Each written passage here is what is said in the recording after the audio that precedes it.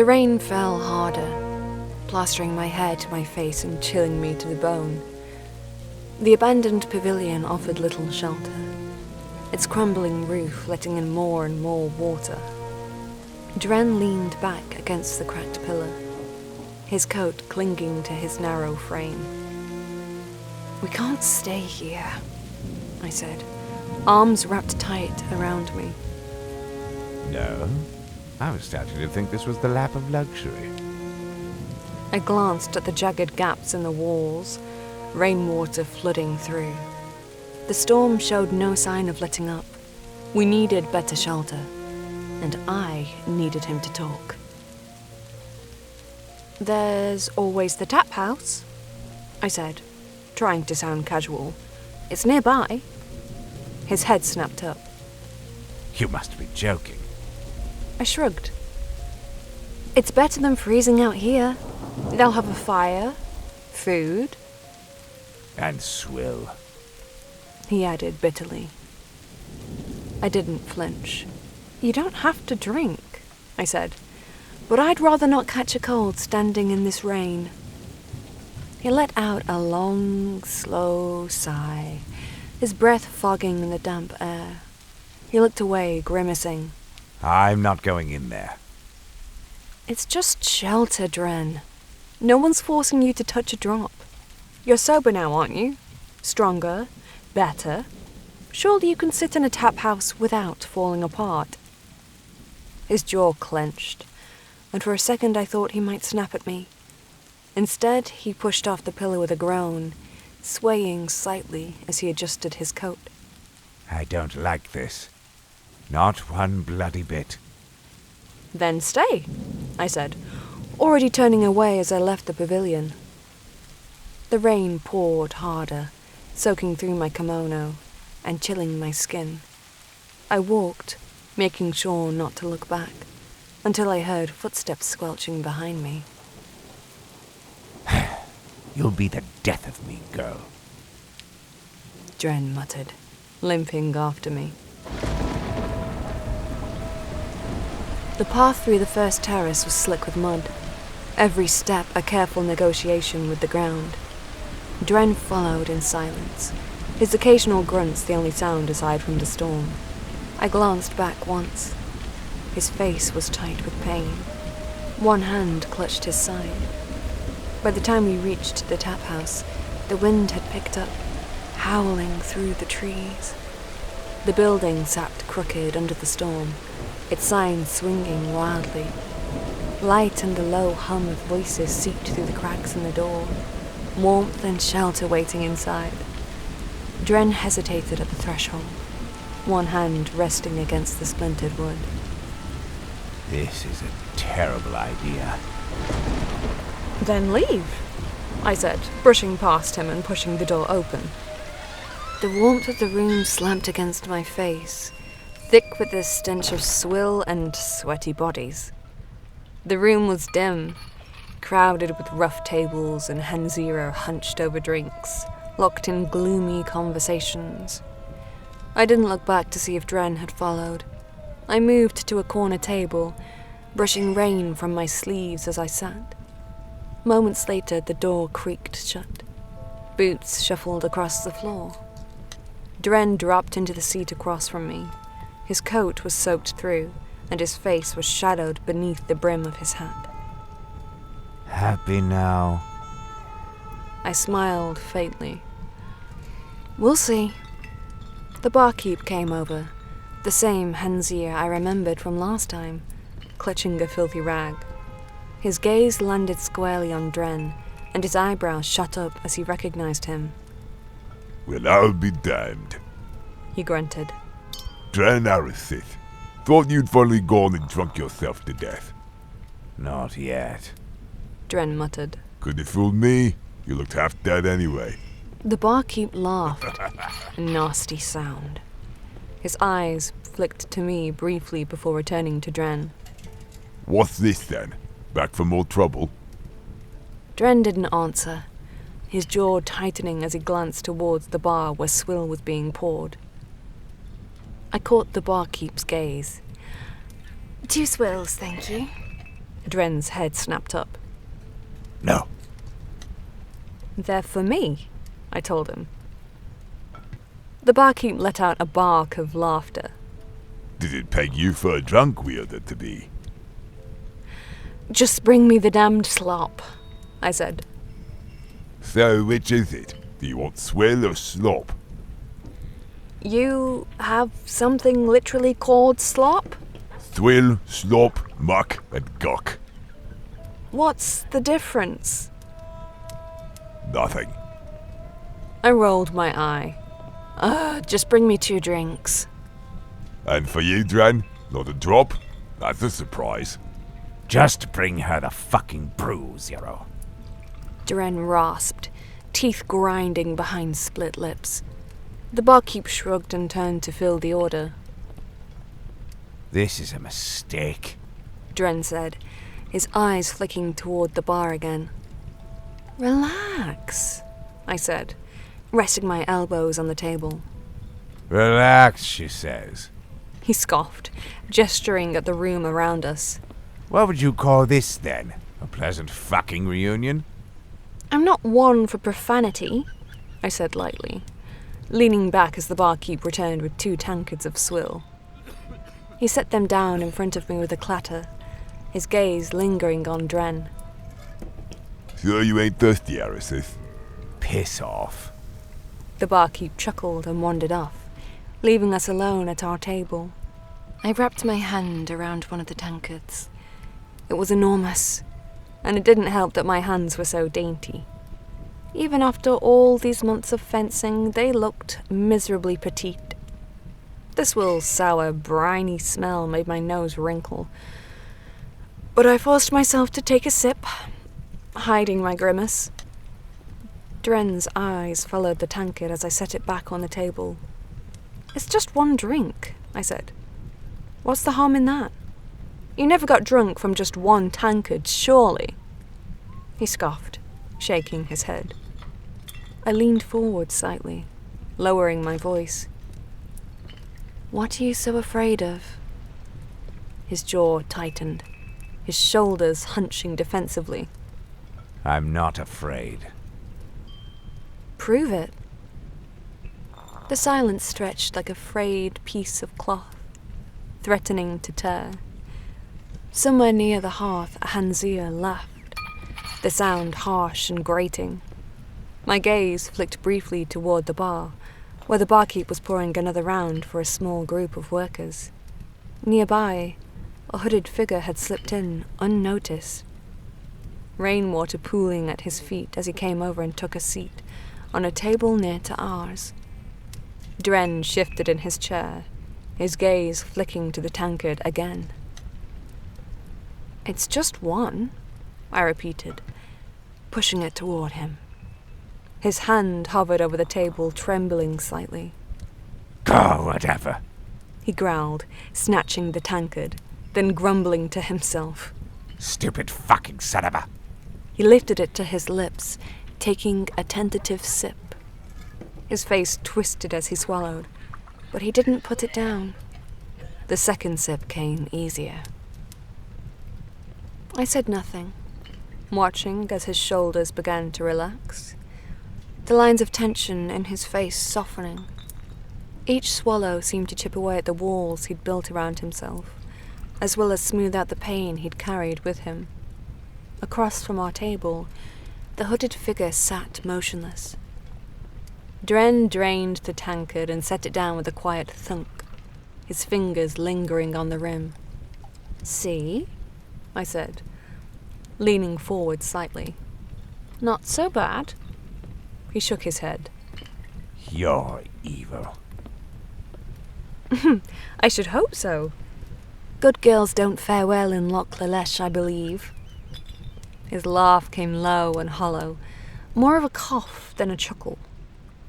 I lifted my tankard and forced down the swill, setting the empty mug back on the table next to his before glancing away. Outside, the storm battered the walls of the taphouse, the wind howling like a wounded devil. The atmosphere inside remained a low hum of murmured conversations and clinking mugs. Occasionally, a bark of laughter cut through the air. A few patrons muttered about the weather, their voices low and wary, speculating if it was the work of the Abyssal Ones. I caught fragments of names such as Aragir, the god of savage weather.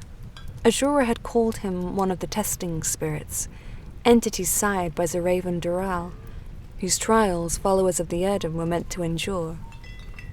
While they weren't gods to worship outright, their spheres of influence were considered necessary evils. Without their challenges, the world wouldn't contain the suffering and trials we were meant to overcome. Dren, I said, breaking the lull. Have you ever wondered if your pain, your drinking, everything, was always meant to happen?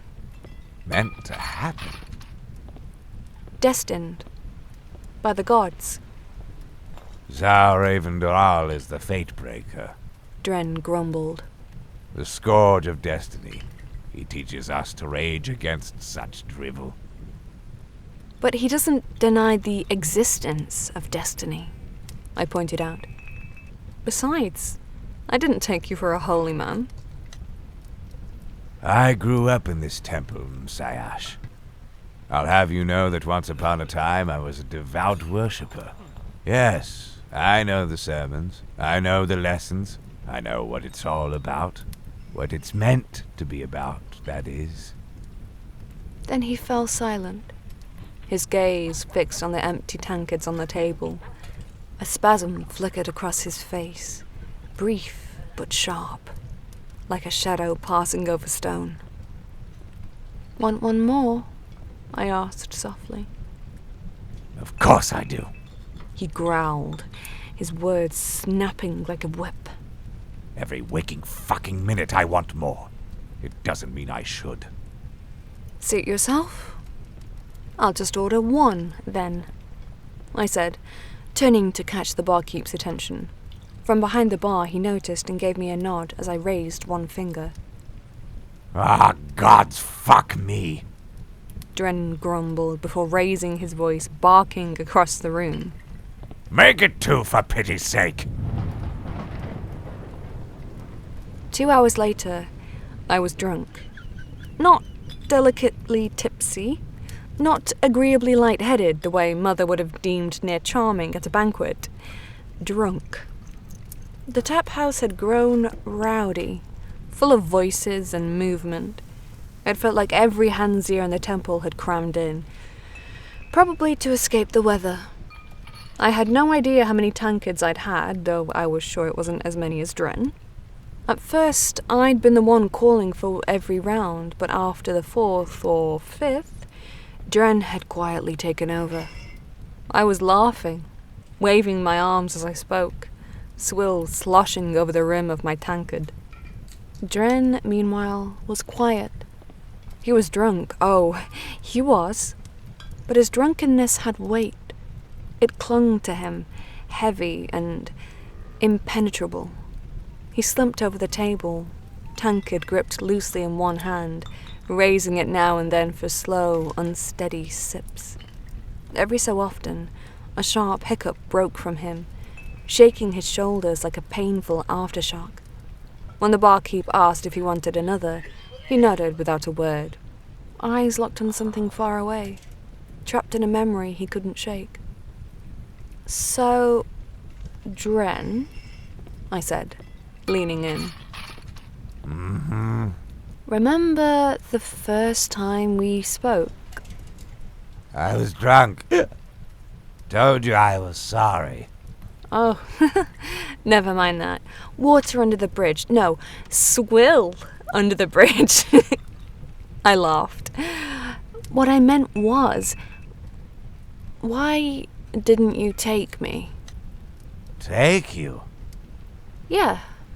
Azura sent you to Blotseth to kidnap me, didn't she? To bring me here? Mm-hmm. And yet you just let me go. I got kidnapped by Sadhara's lackey instead. Parathashurith. God's curse his wretched soul. So why'd you let me go? I don't recall, honestly. Guess I was too sozzled. I'd heard you'd arrived by ship in Blotseth. I'd been waiting there a few days already, drinking most of the time. Heard from a beggar you'd been seen going into that taphouse. A beggar? They're my eyes and ears across Loch Lalesh. I pay them. I rested my head in my hand, the room swaying around me. I've been wondering, I said, from time to time, why do you think Sadhara wanted me? I mean, I barely know anything about her. Just that she's another high priestess like Azura. That she leads a cult somewhere called Zashlash and serves Vanera, the abyssal god of torment. Like I said once, Dren muttered, taking a long sip. Sadhara only wanted to spite Azura and the Erden. Always has. Frankly, I don't know why Azura still lets her sit on the fucking council. Must be a bloody headache having that vile bitch around when you're trying to get anything done. Not that I feel overly sorry for Our Lady. No, I said, seizing the moment. And why is that? He went quiet. His eyes shifted towards me, dark and blinking. I know what you're trying to do, he said. I blinked, looked down, took a quick sip. What? Oh, don't play coy with me, schemer. Don't pretend you didn't get me drunk on purpose. You've been trying to loosen my tongue since we sat down here. I don't know what you're talking about. Yes, you do. I'm the only bastard in this whole rotten temple dumb enough to backtalk the oh-so-holy wielder. And you know it.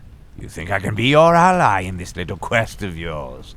You believe that whatever nefarious shit she's up to, I have answers that'll help you understand, help you prepare for the coming storm, help you protect yourself from her games. Can't you? You're chasing ghosts, Msayash.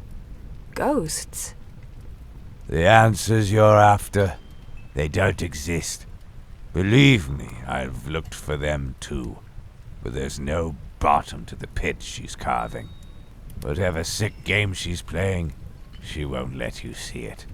No matter how deep you dig, you won't find the truth. Only your own grave. How can you be so sure? He let out a low, bitter laugh. I've been around a long time, Msayash. A real long time. The war 30 years ago, I was there. I saw the mayhem. I felt it. And Azura, she caused it. What do you mean? From what I hear, Azura had nothing to do with that war. Oh, but she did. Dren said, his voice darker now. Don't ask me how. Our Lady's too clever for paper trails. But mark my words. All the blood, all the ruin, that was her handiwork. Always is. No doubt in my mind. Is that so? I've heard the one responsible was someone they call the Instigator. Najara, or something. Najira. The name dropped from his mouth like a stone, dragging something heavy behind it. He went quiet. Gaze drifted. Aye. He said finally. She started the rebellion. She was the only one brave enough and mad enough to challenge your bloody empire. Had things gone her way, the way they should have gone, Loch Lalesh would be free. No more shackles. No more chains to foreign kings and gods. She would have triumphed, if not for Azura. How so? I don't know. He admitted, voice faltering. I just do. Najira and I, we knew each other. I miss her, you know. Not a day goes by I don't wish. He trailed off, his face twisting as he stared into his tankard. I looked at him. I'd never seen him this solemn. You loved her? I asked. What? Is that so hard to believe? He rasped, still not looking up. It was before I was like this. I'm sorry. I didn't mean... It was before everything. He cut me off. Feels like a lifetime ago now. Truth is, I barely remember her face. And her voice. He blinked hard. God's what I wouldn't give to hear it again. I'd gladly stab my heart out if it meant being with her one last time. I didn't speak. Just watched. Waited for him to continue. And he did. Najira. She suffered under the Empire, like so many other Ash Elves. You people see the Emperors of Mordengrad as saviors, as heroes of history, mighty griffin riders of old, leading way out of the long dark and into the ages of man. He let out a bitter laugh, face twisting. And Azura, she spins an even prettier lie. Says her veiled council's pulling the strings, that we're protected, that the Empire's just another piece on her board. He glanced into his tankard. Croach shit. He muttered. She calls herself a liberator. Says she overthrew the Triumvirate for the sake of the Abyssal Ones. But I have serious doubts. Najira did too. And now, Najira is dead. His hand trembled as he raised the tankard again, draining it. We're not free. Maybe in ruins like this one, this fucking temple, we bow to our gods without fear of persecution. But out there, in the Ashland, in the countless cities colonized by your fucking empire, well, if the Imperial Inquisition catches you whispering a prayer to the Abyssal Ones, you burn, just like anywhere else in the Empire. Tell me, did you see any demoralized temples when you were in Blotzeth? No. Of course you didn't! Dren barked. A few heads turned, but he didn't care. Don't let Azura's drivel fool you. She hasn't freed anyone. If anything, it's worse now than it ever was. So, is that why Najira rebelled? For freedom of worship? It doesn't matter. Nothing matters anymore. It didn't last long, though, did it? Her rebellion. Father says... Yes, Father says. And he's right. The war itself was short-lived.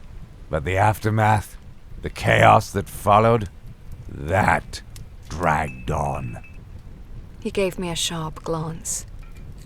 What do you know about that, Sayash? I've heard bits from the wardens. Some from Azura. And... yes, from my father. Dren's lips curled into a sneer. Your father. He once told me he was an evil man. Did I? Back in Blotzeth. What did you mean by that? Dren leaned back in his chair, his posture slumping. He came here with the Imperial Armada. One of their captains or something like it. I doubt he was worse than the rest of them. But his name carried weight. Lavenhugel. He spat the word like it tasted foul. Even miserable sods like us know the great houses of the Empire.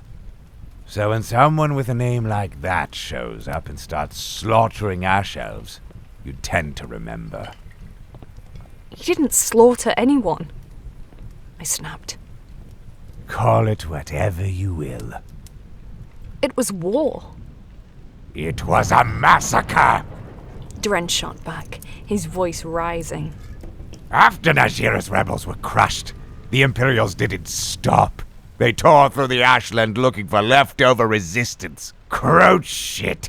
They were plundering, burning, butchering. It didn't matter who they killed. Rebels, farmers, children. They were out for blood. My father... Your father too, Messiah. I don't believe you. Suit yourself. He drained the rest of his tankard and slammed it on the table. The sound made me flinch. The land was in turmoil for years after the rebellion. Everyone wanted their piece of the ruin. One of the piss-drenched pig fucks who used the chaos to get her way was Sadhara Harem. He gave a grim look. She's the one who did this to me, you know. He tapped a finger against his ruined face. Sadhara, I said, raising my eyebrows. She made you... like this. He nodded slowly. Irony is, the one who caught me was the same bastard who caught you in Blotseth. The one I killed to save your ass. Parath? Aye. But... why? Why did they do this to you? Well, in my line of work, you're bound to make a few enemies. I had assassinated some of her advisors and such on behalf of Azura. Sadhara wanted me to talk, to confess that Azura was behind it. So she tortured you. Dren let out a low, broken laugh. That's one word for it. And did you? Did you talk? No. No matter how sharp the instruments, no matter how black the magic, I never broke. That surprises me, I said carefully. This was before I knew what Ashura really is. And what is she exactly? His gashed lips twitched. His eyes burned. Then he waved the question off, looking away. Ah, the bloody privilege. He muttered, more to himself than to me. To live a life of unwavering loyalty to the glorious Forbidden Temple. Funny thing is, no one came running to loyal old Dren's rescue, no matter how loud the screams, no matter how long the years dragged on. Then he leaned forward, his voice sharpening, catching my gaze again. She didn't just break me, you know. He said. She peeled me, took the skin from my flesh layer by layer, until there was nothing left but flesh and bone. And when there was nothing left to take, she began to rebuild. Patched me together with skin that wasn't mine. Dredged from a lesh, I reckon. Thin, wet, and shriveled. Stitched it onto me like rotting silk. And my teeth? He bared them, jagged and wrong, like a shark that had chewed through a boulder. She pulled my real teeth out one by one. Said I deserved better than those old chompers I had. Said I needed something with a bit more bite. Yes, she hammered these in. Nails, shards, bits of bone, sharp as broken glass. Ever since, I've swallowed more of my own tongue than I've had proper food. And my face. He let out a small, bitter laugh. She saved my face for last. He fell quiet, his shoulders hunched, trembling slightly. My gaze drifted to the half mask hiding the upper part of his face. The rest of him was bad enough. I didn't ask what lay beneath that mask, and I knew better than to want the answer. She didn't just take me apart, He continued. She turned me into something new. A Handseer unmade, then remade into this. He spread his arms, eyes hollow. This corpse elf. This thing. The silence that followed wasn't empty. It was heavy, saturated. He let out a breath like smoke, and with it the last of his rage seemed to leave him. I'm sure she's mighty proud of her foul fucking creation. He muttered, the words barely held together. No fire, only ash. He was quiet for a bit, then went on. Finally, she let me go. Never said why. I didn't care. I was just glad to be out.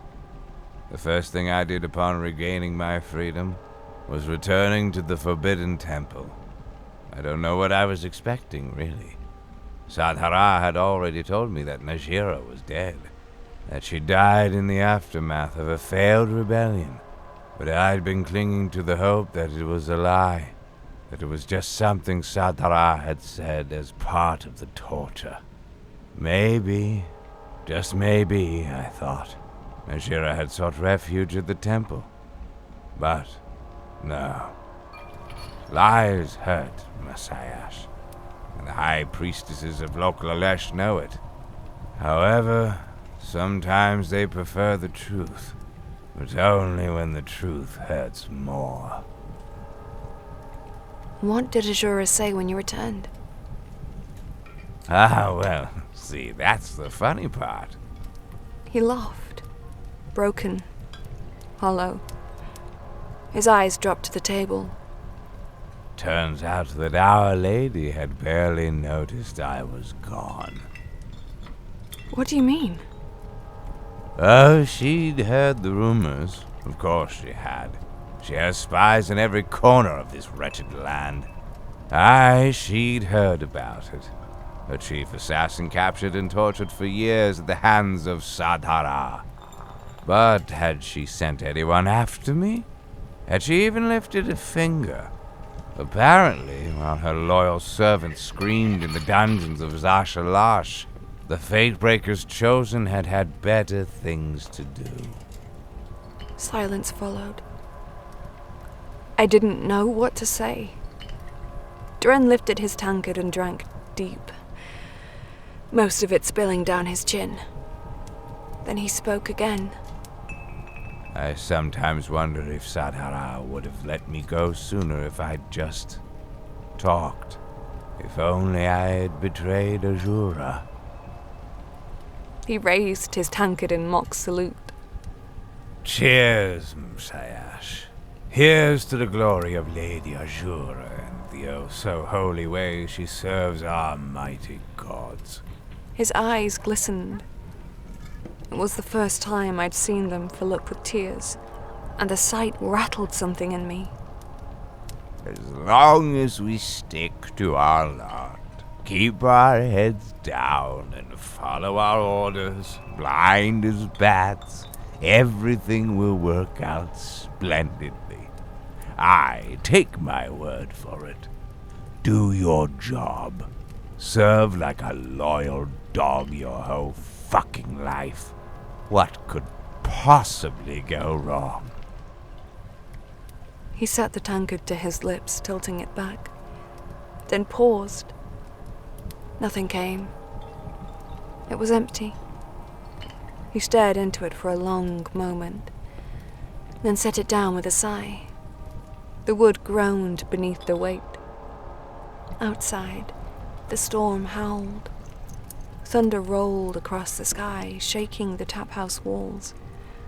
My gaze drifted, caught by movement at the table nearest to ours.